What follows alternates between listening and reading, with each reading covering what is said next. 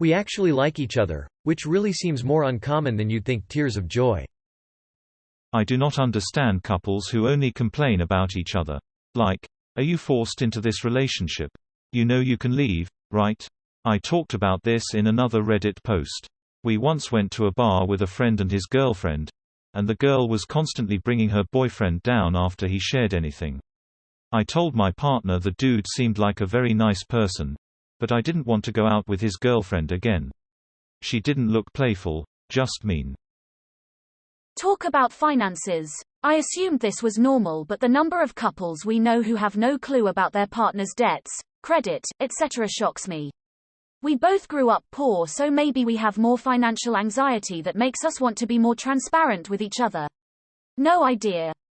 This is us too. My husband and I just had a conversation about this today. My husband, a mechanic, works with a guy who just bought a tool cart worth a couple grand and his wife has no idea. How do these people function in life? How does his friend think he will able to keep that a secret? Cuddle. Every night. We've been together years, have an infant. Yet we still lay down at the end of the day in the spooning position. We always wake up spaced out, but we both always fall asleep cuddled up to each other. This is so precious. Smiley face. Switch tasks. When our friend's parent died, she was floored that her surviving parent didn't understand basic things about their household. This really affected us. Every January and July we sit down, write a list of the household tasks that we somehow fell into doing exclusively, and exchange them. This way, we always know how to take care of all aspects of our combined life, whether it's knowing which drawer to put the baking utensils in or how to renew our insurance policies. We don't want to fall into this trap where we get so comfortable splitting specific tasks that we would struggle to take care of our lives if one of us was suddenly gone. I'm going to borrow this one. Thank you, kind stranger. We are super affectionate, always touching if we're close enough to touch, saying, I love you, probably 10 plus times a day. My exes were never like this, but it's so much better like this. It's wonderful to have a constant supply of cuddles, hugs and verbal affection. My kid is like this as well, and that's great too. Smiley face. For the record, ours is sleeping with separate blankets. I can't understand how any couple tries to share a single blanket all night. We totally do this too. My partner has this scratchy wool blanket that he loves, and he uses it as a first layer. I can't stand it. I have a faux sheepskin on one side, velour on the other side blanket, and I use a weighted blanket on top in the cold months. When one of us invites the other under our respective blankets, it's a very clear signal that we want fun to happen. Express appreciation for what the other does, no matter how mundane. Taking out the trash, loading the dishwasher, simply making it to work on a rough day, cooking dinner, etc. It gets easy to take those things for granted and resentment sets in. It might seem like setting the bar low, but sometimes just being a person is hard, and those efforts are all your partner has at that moment. Yes. I have ADHD and every household task besides whatever cleaning project I hyper-focus on is a battle of my will. So when my GF does domestic stuff, I'm in awe at how easily she can just do the thing, and I'm very vocal with my appreciation. And she always expresses gratitude to me because she knows it's just harder over here in this brain to both start and finish tasks. Go grocery shopping together almost every time. It's just something we enjoy doing together, whereas if done alone it feels like a chore. It feels like a chore either way for us, but having your best friend with you makes it bearable. Talk to our children like they are people. We don't shy away from serious subjects, we don't use euphemisms. We're age appropriate but truthful, and it's really not that hard. I don't understand why so many people work so hard to avoid telling their kids how the world works. People really need to start doing this. Kids are as comfortable as you are. Talking about the engagement process, the style of ring I liked, roughly when he would propose, etc. I had a friend in shock when I got engaged that we talked about the whole process. They've been together for like 8 years and apparently haven't discussed engagement much. I don't understand the mindset of couples that don't talk about an engagement beforehand. I knew a couple that didn't talk about it at all, The guy proposed and she said yes but hated the ring so they had to return it lol. This. I also talked to my BF if he would be okay with me proposing or he prefers the traditional route.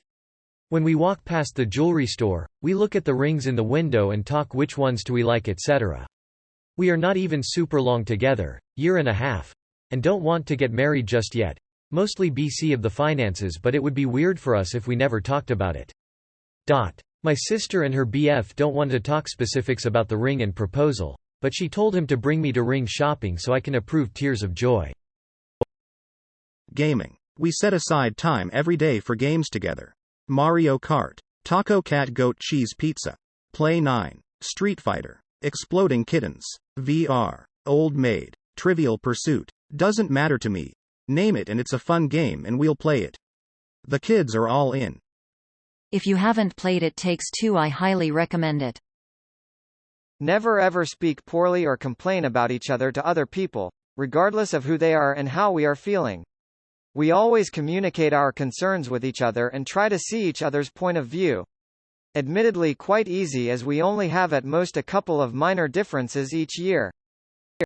If I'm going to, lightly, moan about my husband, I always make sure it's nothing that I wouldn't say to his face, or anything I wouldn't want him overhearing. Apparently all his mates complain intensely about their relationships all the time and were friendly with some of these women. It's awkward. My husband and I talk a lot of shit to each other, in a joking manner of course. It's always hilarious and it's just one of the many ways we make each other laugh. But if we do it in front of other people they always look surprised tears of joy. Ooh, I didn't even think about this one, but it's so true. My husband and I are both super snarky, including with each other. It's actually how we both show love, but I'm sure there are acquaintances out there thinking we're a terrible couple or something. Tears of joy. Buying each other flowers regularly. I buy him flowers as a surprise at least 5 to 10 times a year and he buys me flowers as well. It's a two-way street and it's a nice little surprise. We talked about what we wanted from a relationship, getting married, having kids, etc. from a very early time in our relationship. I truly can't understand why people wouldn't want to do that. I hear and read about people who are surprised about their partner not wanting to get married or not wanting children or wanting to raise children completely differently years into a relationship all the time. Why would you want that? Why wouldn't you want to be as open as possible as early as possible so you can find out if you actually are compatible? It's so nice that we have an ongoing open conversation about all important things. There has never been a big surprise. If there's an issue we can handle it early on and it helped us so much, especially when struggling with infertility issues and the decisions we had to make because of that. Separate bathrooms. I like doing my makeup in the bathroom. It's a definite luxury, but I'm fully horrified by his bathroom. People will think it's weird, but sitting on the same side of the booth in a restaurant. I prefer my partner sitting closer to at restaurants if it's just the two of us, makes the dinner feel more romantic. Don't know if that's the same for you? Not sleep in the same bed, room. We're so much better people and treat each other with more kindness. See, we've actually slept. Absolutely this. I'm such a light sleeper and I sweat a lot at night. He snores like a freight train and likes to be cold at night. Separate beds has been game-changing for us and I think it should be more common. Talk about anything and everything. WTF is the point of being with someone you can't talk to? Honestly, like each other. Trust each other. Communicate. Things I can't believe people enter into a relationship without. I've seen so many people complain about their spouses like, TF are you guys doing together, then? Have separate bank accounts and a joint bank account for household stuff. We know how much each other has, no biggie. Scheduled sex nights. It blows my mind how many couples I know that are in sexless marriages. The vast majority haven't had sex in years. Exploding head. Start banging and make it a top priority, people. It's definitely more fun to be spontaneous. But when the kids came it was a choice between scheduled or not at all. He hasn't proposed yet, but we talk about getting married pretty often. We even made a plan on how much money we have to save up for the marriage.